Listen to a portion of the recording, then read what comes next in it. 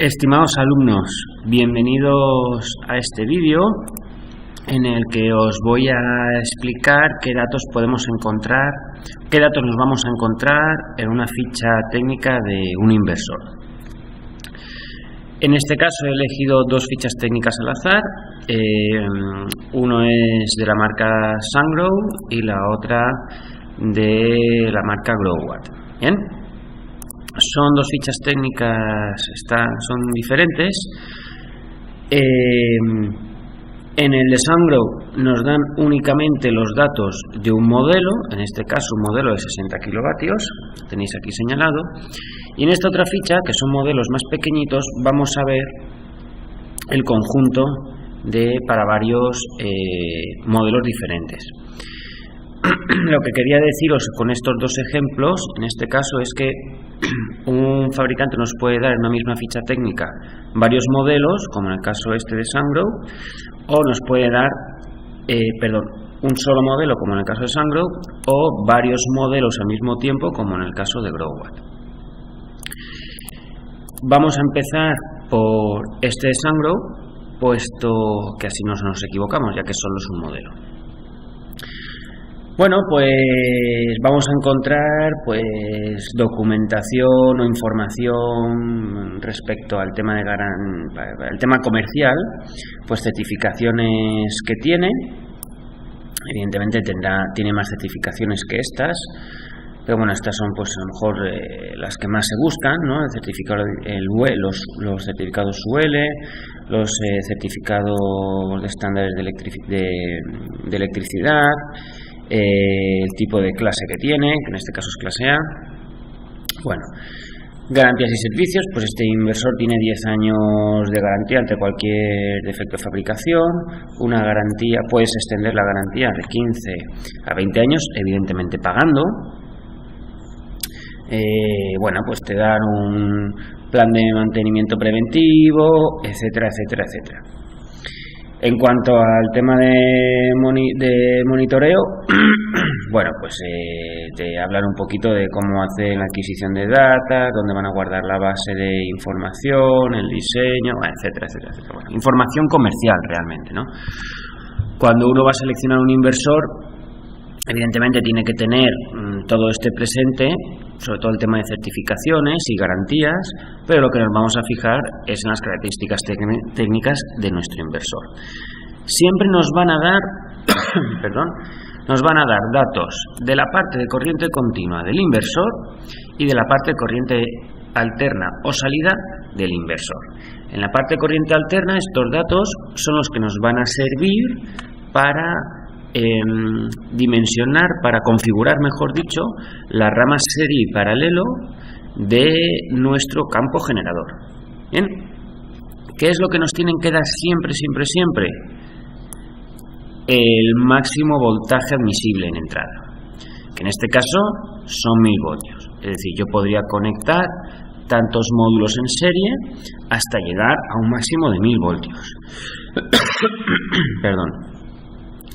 Nos tienen que dar también el voltaje, la ventana de funcionamiento en la búsqueda del punto de máxima potencia, o el MPP Tracker, que en este caso, dependiendo de la tensión de corriente alterna a la que vayamos a hacer trabajar el inversor, pues tenemos entre 550 y 950 voltios para una tensión de salida de 220-380 voltios en corriente alterna, o si estamos conectados a una red de 230 o 400, o sea, 230 a 400, perdón, pues el voltaje, la ventana, va desde 570 a 950.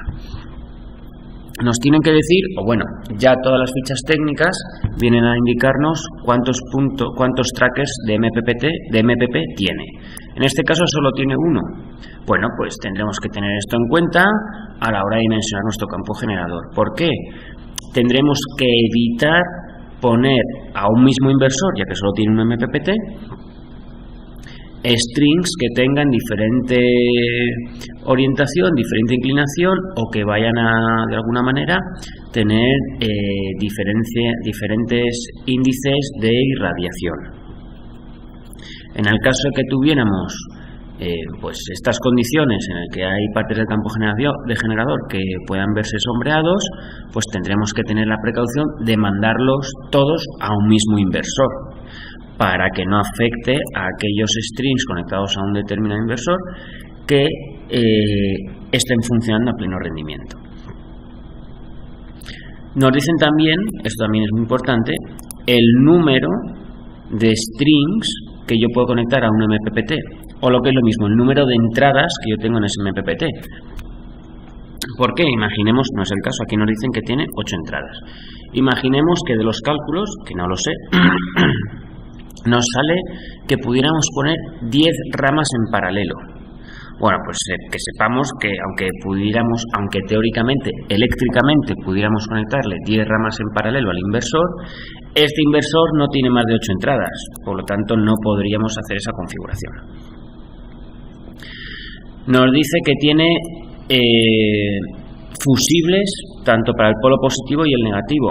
Recordemos, o ya veremos, depende en qué momento estén del curso, que tenemos protecciones en la parte de corriente continua, fusibles de corriente continua o seccionadores de corriente continua, ¿no? como lo que queramos poner. En este caso, este inversor nos dice que trae fusibles internos. Es un inversor grande, es de 60 kilovatios, por lo tanto es normal que tenga fusibles internos. Por lo tanto, en caso de que hubiera alguna sobreintensidad, alguna sobretensión, pues el cable y el inversor quedarían protegidos. No obstante, aún así, es recomendable poner fusibles externos para el tema de mantenimiento. Cualquier mantenimiento que tengamos que hacer, que tengamos que abrir algún string por cualquier situación, pues es más cómodo abrirlo desde fuera del inversor que no tener que ir adentro del inversor a abrir el string.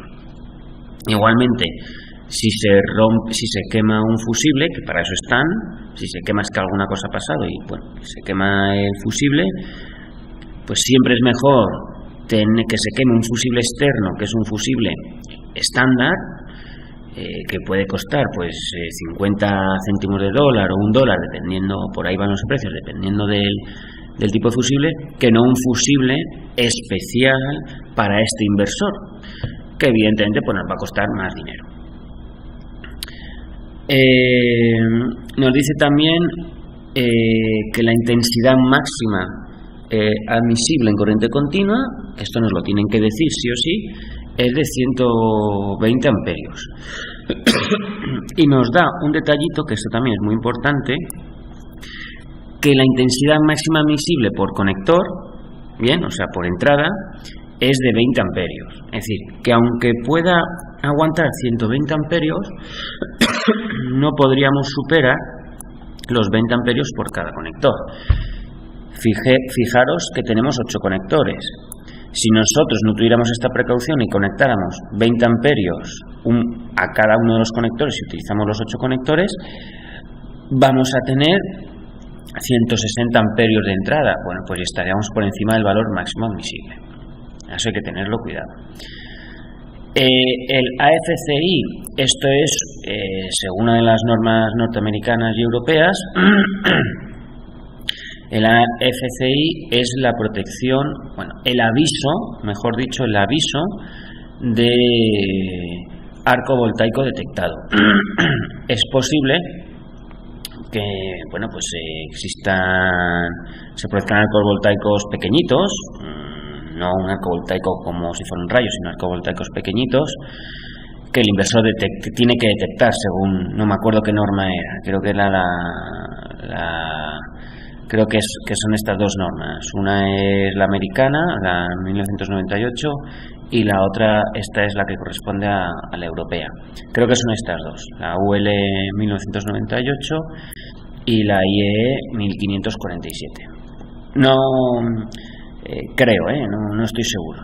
Pero bueno, lo que viene a decir es que el inversor debe tener un sistema de detección de arco voltaico.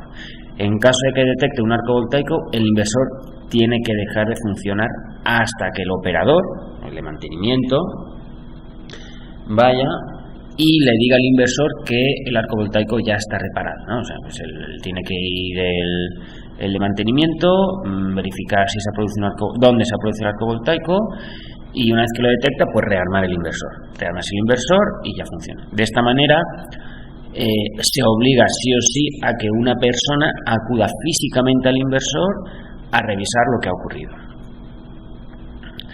DC Disconnect, bueno, pues esto es una especie de switch, un interruptor que te permite, una vez que tienes los strings conectados al inversor, pues cortar el tema de corriente alterna y así no tenerlos cortocircuitados. Y bueno, pues más temas que puede traer el inversor, como una detección de aislamiento, fallos de aislamiento, ¿verdad? Puede ser que en la instalación, el ensamblador o algún técnico o algún operario pues no haya conectado bien un cable, o el cable se haya pelado en algún punto. Bueno, pues si el inversor detecta un fallo de aislamiento, va a hacer algo parecido, dependiendo del modelo, pero va a hacer algo parecido que cuando detecta un arco voltaico. Generalmente va a dejar de funcionar. Pues estos datos son los que nos podemos encontrar en la parte de corriente continua. Vuelvo y repito, para hacer un resumen: datos imprescindibles que tenemos que tener son el voltaje máximo de entrada, el voltaje, el rango de voltaje de la ventana del punto de máxima potencia del campo generador y la intensidad máxima admisible. Aquí en este caso vemos que nos dan dos datos que no he comentado antes, que es el startup voltage y el stop voltage. ¿Esto qué quiere decir? Fijaros que el voltaje de inicio son 600 voltios, mientras que el voltaje, el límite inferior de la ventana de búsqueda del punto de máxima potencia es de 570 voltios. Entonces me diréis, pero bueno, si empieza en 620 voltios, ¿cómo es posible que luego no lo busque en 570 o a partir de 570? Bueno, lo que quiere decir que hasta que el campo generador empieza el día y hasta que el campo generador nos alcanza una tensión de 620 voltios, el inversor no va a comenzar a funcionar. Una vez que ya entra en funcionamiento y el voltaje baja esos 600 voltios, no pasa nada, siempre y cuando no llegue a 560 voltios. Si llega a 560 voltios, el inversor pues probablemente deje de inyectar. En la parte de corriente alterna, pues ¿qué datos nos vamos a encontrar? La potencia nominal, la potencia de inyección. En este caso es un inversor de 60 kilovatios. Claro, luego depende en qué red esté funcionando, porque los inversores pueden funcionar. Generalmente nos dan varias opciones de funcionamiento. En este caso a 380 voltios o a 400 voltios corriente alterna, pues nos van a dar también la potencia en aparente, ¿verdad? Nos tienen que dar, muy importante, la intensidad máxima de salida. En este caso son 96 amperios. Luego, nos tiene que dar también pues el voltaje al que va a funcionar. Esto ya lo tenemos aquí arriba, ¿vale? Que salen de dos columnitas que tenemos, una a 380 y otros a 400 voltios en alterna, pero bueno, aquí pues lo vuelven a matizar. Pues nos van a además en este caso nos dicen que tenemos que tener podemos utilizar tres cables más tierra, evidentemente, que son pues las tres cables, dependiendo en qué nos estemos conectando, pero podemos conectar hasta 4 fases, que son 3 fases, el neutro y la tierra. Aunque el inversor nos digan que la red es de 380 voltaje en corriente alterna o 400 voltios en corriente alterna, esa es la red estándar, ¿de acuerdo? Esas redes en este caso son europeas. Las redes americanas, pues si son trifásicas, son a 208 voltios o a 480 voltios. ¿Esto qué quiere decir? esa es la red estándar en la que se va a funcionar. Ahora bien, el inversor tiene una tolerancia. ¿Por qué tiene una tolerancia? Porque aunque la red estándar sea, por ejemplo, de 400 voltios, pueden ocurrir fluctuaciones en la red, que evidentemente el voltaje que tenga que inyectar el inversor, porque recordemos que el inversor lo que hace es copiar la señal que ve de la red a la que está conectada. Imaginemos que en esa red, de repente, porque hay un desajuste, una red que la tensión es de 400 voltios, pues de repente esa tensión se sube a 420 voltios, pues hombre, el inversor tiene que seguir inyectando. Entonces lo que va a hacer el inversor va a ser inyectar a 420 voltios. ¿Hasta dónde puede llegar? Bueno, pues hasta un desajuste de 310 voltios por abajo y 480 voltios por arriba. Nos tienen que dar también la frecuencia de la red. Bueno, pues este inversor va a funcionar a 60 Hz. El THD, bueno, estos datos ya no son tan relevantes. Lo que a nosotros nos van a importar, lo que vamos a necesitar, imprescindible, es la potencia nominal del inversor, la intensidad máxima que va a funcionar. Esto es para dimensionar el cable de corriente alterna, y el rango de voltaje al que va a funcionar, y los hercios. Con eso ya sabemos, con el voltaje y los hercios sabemos que podemos conectarlo a nuestra red, porque tenemos que tener las características de nuestra red. Y la intensidad máxima de salida pues nos va a ayudar a dimensionar nuestra sección de cable. Bueno, luego nos van a dar, dependiendo de la ficha técnica del módulo, pues nos van a dar pues más información, ¿no? Por ejemplo, alguna cosita interesante, anti-island projection, pues pues sí, perdón, me he equivocado. Esto es que si el inversor, si hay un corte en el punto de inyección, en la red, si él detecta que hay, o lo que es lo mismo, si él ve que no existe ni frecuencia ni tensión, es decir, interpreta que no puede inyectar y por lo tanto se desconecta. Una vez que vuelve a haber tensión y frecuencia en la red, él la analiza y vuelve a conectarse. Pues nos van a dar también datos de eficiencia, el consumo nocturno, que siempre suele estar por debajo de 1 vatio. El consumo nocturno es porque se queda en stand-by, como una televisión. Bueno, pues normas también son estas muy importantes, las normas que él utiliza para el tema de seguridad, dimensiones del inversor. Bueno, estos son datos pues que nos pueden ayudar para otras cosas, ¿no? Si tenemos que, por ejemplo, hacer un planito de distribución de los inversores dentro de una sala, bueno, pues tenemos que saber las dimensiones. También el peso, ¿no? Muy importante a la hora de calcular transportes. Pero bueno, esto es lo que nos interesa, sobre todo es la parte de corriente continua, la parte de corriente alterna de la ficha técnica para dimensionar.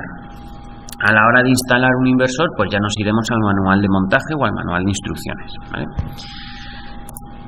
En un inversor, en esta hoja de características de Growatt, que es un inversor, en este caso es un modelo que va desde el kilovatio hasta los 3 kilovatios, pues bueno, vamos a ver que también nos van a dar datos muy parecidos. Nos van a dar, en este caso, la potencia máxima que podemos conectar en corriente continua. ¿Ves? Estamos aquí. Esto es el input data, es el corriente continua. Lo voy a señalar. El input data es el corriente continua. El output es la parte de corriente alterna. Bueno, en el anterior no nos decía la potencia máxima de corriente continua que podemos conectar. En este sí. Eso, acordaros que eso va a salir esto va a ser importante a la hora de utilizar el factor de escala. El factor de escala lo que nos va a decir es, lo que nosotros definimos con el factor de escala es cuánta potencia en generador estoy colocando por potencia en inversor. En este caso, como el inversor es de 1000 vatios, pues nos está diciendo que podríamos utilizar un factor de escala, si nos interesara utilizarlo, ojo, eso es otra cosa, de 1.3, ¿verdad? Porque 1300 entre 1000 es 1.3. nos dan también, como muy importante, el máximo voltaje de entrada en corriente continua, que en este caso son 450 voltios. Fijaros como el anterior nos daban 1000 voltios, nos permitían conectar hasta 1000 voltios en corriente continua, aquí pues está limitado a 450 voltios.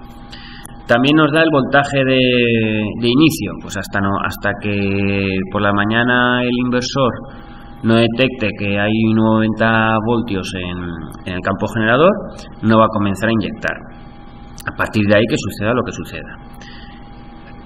Un dato, pues como antes, muy importante, el voltaje, el rango de funcionamiento de la ventana del punto de máxima potencia, que en este caso es entre 70 y 450 voltios. ¿Qué datos importantes también? Pues nos da la intensidad máxima admisible por cada string. Como solamente aquí no nos está diciendo cuántos strings o cuántas entradas yo puedo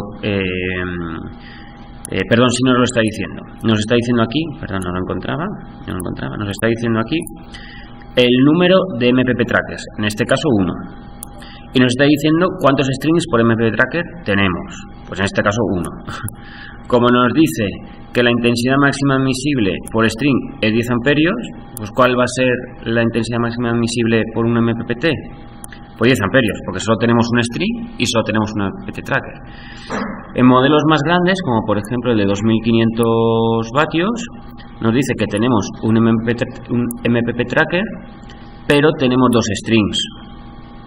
Nos dice que la intensidad máxima del string son 12 amperios y que la intensidad máxima admisible por MPP tracker es 12 amperios.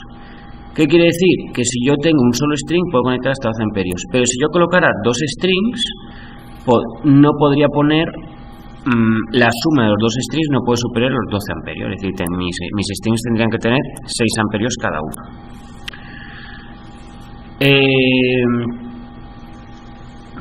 Luego, voltaje en los datos de salida, bueno, pues más de lo mismo, nos tienen que dar la potencia de salida, sabemos que son 1000 vatios, porque generalmente el modelo de inversor siempre va relacionado con la potencia de salida. Si es un inversor de 1 kilovatio, pues se entiende que el voltaje de salida, que la potencia de salida va a ser 1000 vatios. Sin embargo, en este caso nos dice que puede llegar a inyectar hasta 1100 vatios. Bueno, esto pues no sé, esto se dará pues cuando quizás nuestro campo generador, si hemos seleccionado un factor de escala muy alto y resulta que luego las condiciones de trabajo de nuestro campo generador pues se aproximan bastante en algún momento del año pues se acercan a los estándares de laboratorio, pues puede ser que estemos conectando demasiada potencia al inversor. Bueno, pues lo que nos está diciendo el inversor es que en esos casos podría estar inyectando hasta 1100 vatios. Nos va a dar, evidentemente, y como no podía ser menos, la intensidad de corriente alterna, la intensidad de inyección, el voltaje al que puede funcionar este inversor, que puede funcionar a 220, a 230, a 240. Este inversor es monofásico, lo vemos aquí, single phase, es monofásico. Generalmente los inversores pequeñitos son monofásicos y los inversores grandes son trifásicos. Actualmente y comercialmente los inversores monofásicos es raro ver algún inversor monofásico por encima de los 20 kilovatios. Es raro. Digo es raro porque algún fabricante probablemente tenga algún inversor monofásico por encima de 20 kilovatios, pero generalmente están por debajo. Los monofásicos se quedan como mucho hasta en 20 kilovatios. A partir de ahí pues ya encontramos inversores trifásicos. Los inversores trifásicos, los fabricantes, por ejemplo, los fabricantes que diseñan inversores para redes americanas, solían ser de 480 voltios y utilizaban los monofásicos para las redes trifásicas de 208 voltios, conectándolo entre fase y neutro. ¿Por qué? Porque tradicionalmente el demandante de inversores era Estados Unidos y Canadá. Estados Unidos y Canadá, las redes trifásicas que utilizan en industrias en baja tensión son de 480 voltios. Sin embargo, en países de Centroamérica y Sudamérica es muy habitual utilizar redes trifásicas a 208 voltios. Entonces los fabricantes de inversores, como este mercado ha estado creciendo, los fabricantes de inversores pues están desarrollando inversores trifásicos a una tensión más baja, a 208 voltios. Bueno, dicho esto, hoy en día ya podemos encontrar opciones para cualquier tipo de red, ¿no? Pero que os quede claro que los inversores monofásicos suelen ser para potencias más bajas, mientras que los inversores de gran potencia pues ya suelen ser trifásicos. Y bueno, pues luego pues nos va a dar pues datos pues de eficiencia, de las protecciones, datos generales, dimensiones, peso, vamos, como el anterior. Pero la parte de corriente continua y la parte de corriente alterna siempre la vamos a tener en nuestra ficha de características, ¿de acuerdo? Pues nada, cualquier duda, cualquier comentario, no tenéis más que hacerlo saber por el foro correspondiente. Muchísimas gracias y estamos a la hora.